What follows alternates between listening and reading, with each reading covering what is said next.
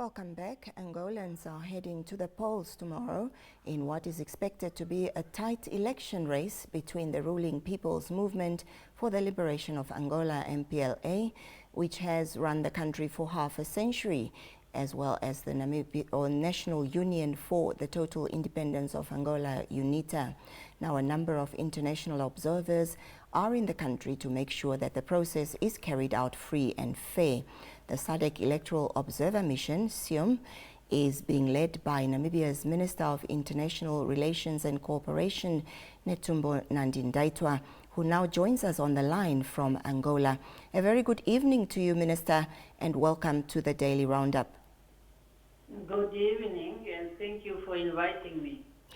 Now, before we discuss the situation on the ground, can you just take us through the composition of the Sadak Electoral Observer Mission, SIOM? Which countries are represented in the mission, and are they deployed across the country? Yeah, first, just for background information, as a tradition of Sadak, the Sadak Electoral Observer Mission is always established by the chair of the Sadak organ. In this case, Comrade Dr. Hage Geingob, President of the Republic of Namibia, is the chair of the Sadak organ on politics, defense, and security cooperation. Subsequently, he has established the Sadak Electoral Observer Mission to Angola, which is made up of representatives from Sadak member states, supported by the Sadak Electoral Advisory Council, as well as the Sadak Secretariat, which is headed by the Executive Secretary of Sadak. Now, 11 Sadak member states have sent representatives to Angola, and these are Botswana, the Democratic Republic of Congo, Eswatini, Malawi, Mozambique, Namibia, South Africa, Zambia, Zimbabwe, Lesotho, and the United Republic of Tanzania. And of course, there are also 3 representatives from the Sadak Electoral Advisory Council who are supporting the team.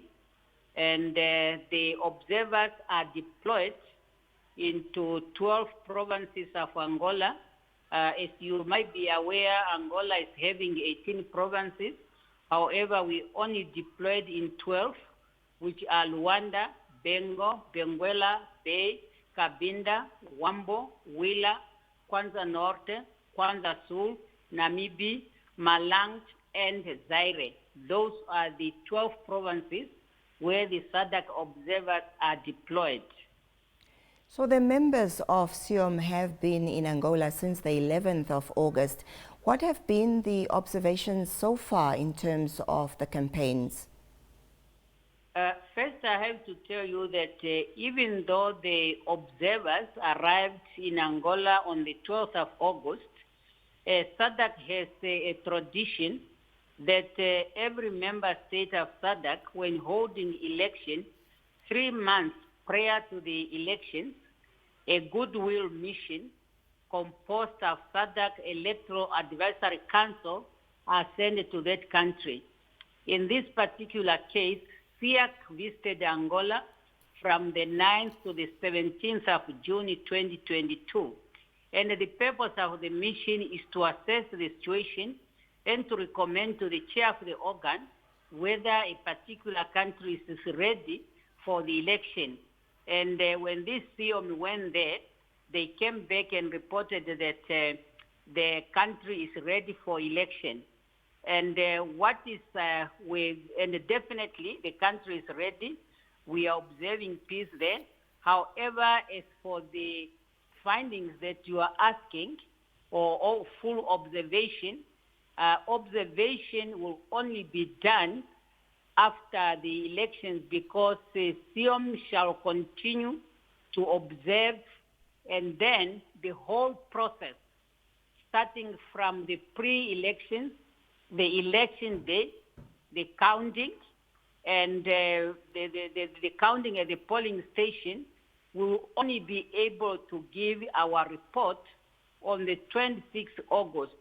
when you give our preliminary statement, which has to be followed by the final statement to be done 30 days after the election.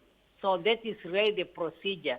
So you have to understand that our mission is not to oversee the election, but is to observe.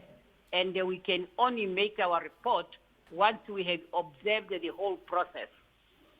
Now, Minister, amongst the measures that SIOM will focus on is political violence, intimidation and intolerance. And we hear that there are reports of tensions between MPLA and UNITA. Is the mission aware of this? Our mission has, as I mentioned, has observed that the situation thus far has been calm, peaceful, and that there are no reports of major incidents that could affect the electoral process. We have not identified a particular area that has experienced political violence between MPLA and the UNITA. So none of our observers have identified such incidents. So for us, we are seeing a calm and peaceful atmosphere that is prevailing in the country thus far. These elections are expected to be the closest since the country first allowed a multi-party vote in 1992, which makes equal access to the state media and access to information by all citizens very important. Are you happy with how the media has covered the campaign process so far? As I have informed you, we are here to observe. And Sadak will only give our assessment of everything, including the media coverage and other key aspects of the pre- and election process in our statement that, as I mentioned earlier, is scheduled to be released on the 26th of August. And therefore, for now, we continue to monitor the situation, including that of the media and many other elements, is guided by the Sadak guidelines on the observance of the elections. So, Minister, if I understand you correctly, the SIOM, since it will be in the country until the 9th of September, will only be doing observer activities and no other activities will be undertaken? Yes, we are going to observe. We are going to observe the elections, and we will not be doing anything. But where there are issues brought to our attention, if any, we could always just get clarification from the relevant authorities who are in charge of the elections, and to see how we can be able to prepare our final report. I tell you, since we arrived in Angola, we have been meeting different stakeholders, political parties, civil society, and we even had a meeting with the chairperson of the Electoral Commission, together with some of their commissioners, and where we have to ask some of the issues that have been coming up when we were interacting with the stakeholders. And one of the issues that kept coming up is people saying that there are dead people in the list. So when we went to the Electoral Commission, it was explained, yes, there will be dead people in the list because when you declare the elections are going to take place, and then you have the cutoff point of registration, people will be in the list. And when people are passing on, it will not be easy for you to remove them. What we have even learned is that in Angola, registration is automatic. So once one reaches the age of 18, you are automatically registered as a voter.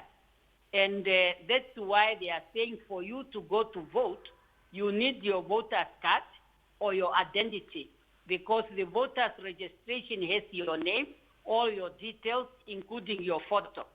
Again, if people were registering their death and they put in the system were informed, the person can fall out.